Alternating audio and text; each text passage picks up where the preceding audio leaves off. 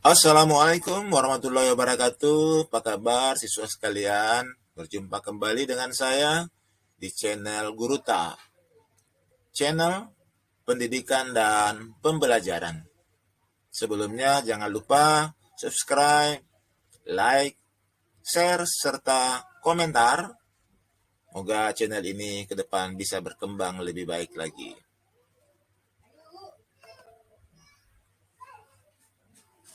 Siswa sekalian yang berbahagia, tentunya sekarang masih masa pandemi virus corona, jadi kita tetap belajar dari rumah gitu ya. Nah, karenanya siswa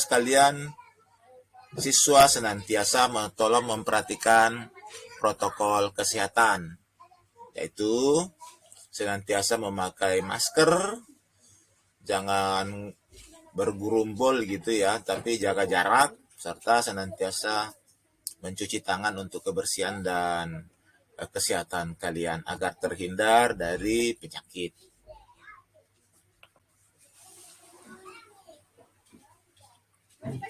Siswa sekalian, sebelum memulai pembelajaran tentunya kita senantiasa berdoa kepada Tuhan Yang Maha Kuasa agar kegiatan pembelajaran kita ini dapat berjalan dengan baik, kemudian bermanfaat bukan hanya untuk kita tapi buat orang lain tentunya. Pembelajaran kita masih tetap pada pembelajaran pendidikan Pancasila dan Kewarganegaraan khusus untuk kelas 10 ya, semester 1 tahun 2020-21. Kurikulum 2021. Siswa sekalian, kompetensi dasar yaitu menelaah ketentuan Undang-Undang Dasar Negara Republik Indonesia tahun 1945 yang mengatur tentang wilayah negara, lembaga-lembaga negara, warga negara dan penduduk, agama dan kepercayaan, serta pertahanan dan keamanan. Serta yang menjadi pokok bahasan kita pada kesempatan ini, yaitu kemerdekaan beragama dan berkepercayaan terhadap Tuhan Yang Maha Esa. Sedangkan tujuan pembelajaran kita, siswa sekalian, setelah mengikuti pembelajaran, mendengar pembahasan dari guru kalian, tentunya diharapkan kalian dapat menjelaskan kemerdekaan beragama dan berkepercayaan terhadap Tuhan Yang Maha Esa di Indonesia. Jadi ini tujuan pembelajaran kita. Bhinneka Tunggal Ika. Siswa sekalian, ini adalah semboyan negara kita, yaitu Bhinneka Tunggal Ika. Kita semua paham bahwa Bhinneka Tunggal Ika artinya berbeda-beda tetapi tetap satu. Ini adalah semboyan yang sangat cocok dengan keberadaan kita, bangsa Indonesia, karena bangsa dan negara kita ini merupakan bangsa yang sangat besar, bangsa yang sangat beraneka ragam, dari suku, agama, adat istiadat, budaya, dan sebagainya yang biasa kita singkat dengan SARA, suku, agama, ras, dan adat istiadat. Nah, di sini tentu dibutuhkan sebuah kemampuan untuk senantiasa menahan diri, artinya tidak melakukan hal-hal yang bertentangan dengan keragaman tersebut.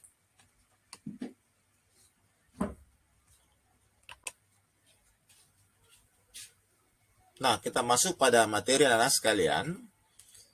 Kita lihat pengertian. Yang pertama, kemerdekaan. Dari kata merdeka, yaitu bebas. Atau bebas dari perhambaan, penjajahan, dan sebagainya. Kemerdekaan sama dengan kebebasan, kemampuan, kedaulatan dalam membuat pilihan masa depan yang diharapkan. Ini terkait pengertian ini dengan ketentuan yang terdapat di dalam pembukaan Undang-Undang Dasar 45 alinea pertama, bahwa sesungguhnya kemerdekaan itu ialah hak segala bangsa, dan oleh sebab itu maka penjajahan di atas dunia harus dihapuskan karena tidak sesuai dengan peri kemanusiaan, dan peri keadilan. Ini sebagai dasar yang menjadi awal dari pengertian kemerdekaan yang kita pahami dari awal. Beragama berasal dari bahasa Sanskerta agama, cara hidup.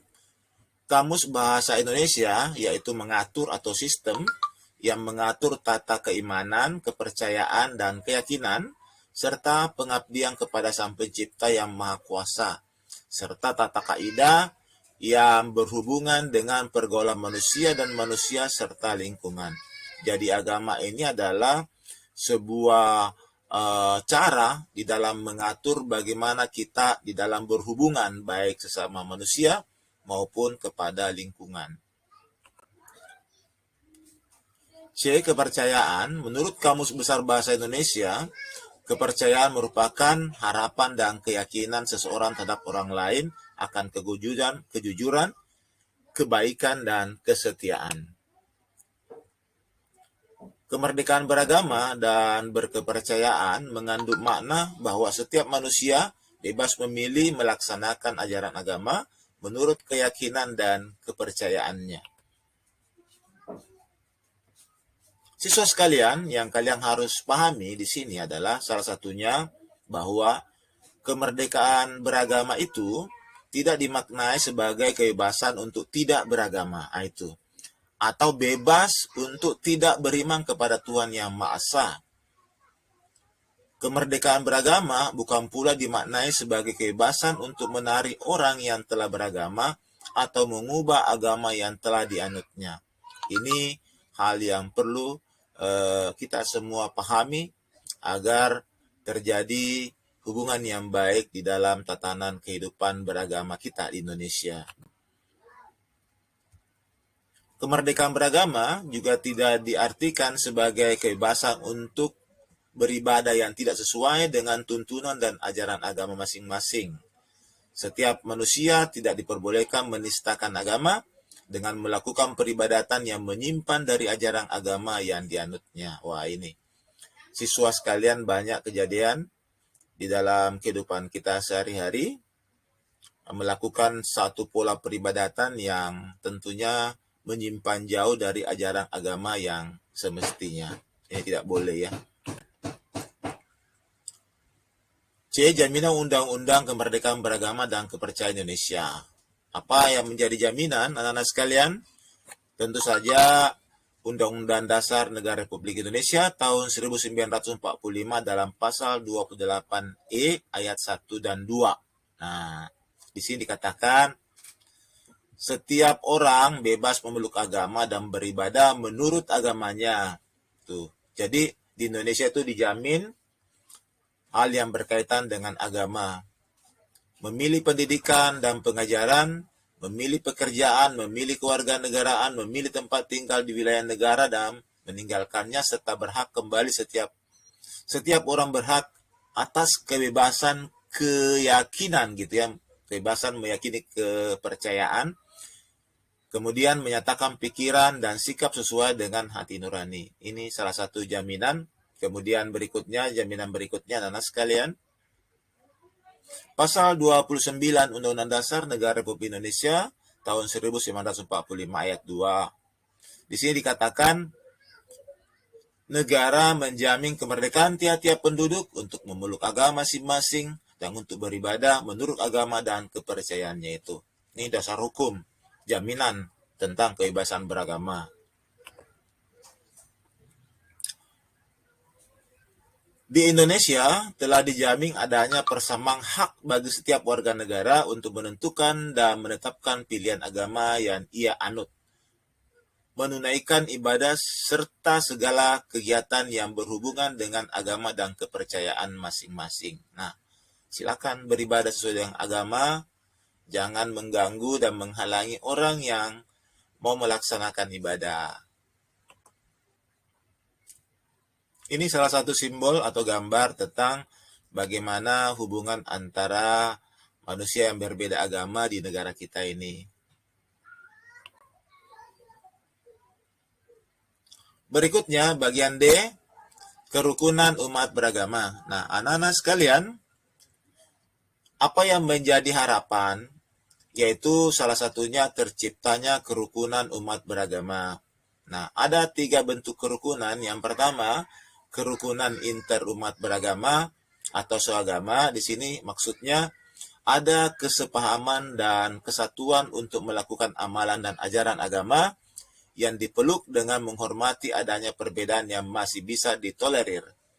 Dengan kata lain, sesama umat beragama tidak diperkenankan untuk saling bermusuhan, saling menghina, saling menjatuhkan, tetapi harus mengembangkan sikap saling menghargai, menghormati, dan toleransi apabila terdapat perbedaan, asalkan perbedaan tersebut tidak menyimpan dari ajaran agama yang dianut.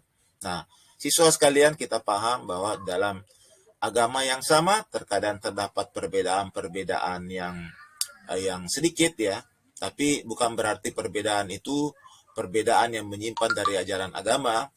Perbedaan dari pola pelaksanaan terkadang terjadi. Nah, di sini kita dituntut untuk saling bisa menghargai dan bertoleransi. Kemudian kerukunan antar umat beragama, yaitu cara atau sarana untuk persatukan dan mempererat hubungan antara orang-orang yang tidak seagama dalam proses pergaulan di dalam masyarakat ya. Tetapi di sini yang dimaksud bukan ditujukan untuk mencampur adukan ajaran agama. Jadi kita diminta untuk mengadakan kerjasama hubungan yang baik antara masyarakat yang berbeda agama. Tetapi siswa sekalian, yang tidak bisa campur adukan itu adalah ajaran agamanya. Kalau pertemanan, persahabatan, silakan, itu dianjurkan gitu ya. Kemudian yang ketiga, kerukunan antar umat beragama dengan pemerintah. Di sini maksudnya adalah dalam hidup beragama, masyarakat tentunya tidak lepas dari adanya aturan pemerintah setempat yang mengatur tentang kehidupan bermasyarakat. Masyarakat tidak boleh hanya mentaati aturan dalam agamanya masing-masing, akan tetapi juga harus menaati hukum yang berlaku di negara Indonesia. Nah, itu anak-anak sekalian. Karena orang yang beragama itu tentunya taat sama aturan-aturan pemerintah gitu. Ini ada beberapa daftar pustaka yang sempat menjadi sumber pembelajaran kita pada kesempatan hari ini. Demikian, siswa sekalian, pertemuan kita pada kesempatan hari ini. Semoga apa yang sempat kami berikan senantiasa bisa dipahami, dimaknai, kemudian bisa diterapkan dalam kehidupan sehari-hari, dan sehingga menjadi penambah wawasan dan pengetahuan siswa sekalian dalam mengikuti proses pembelajaran. Terima kasih banyak. Assalamualaikum warahmatullahi wabarakatuh.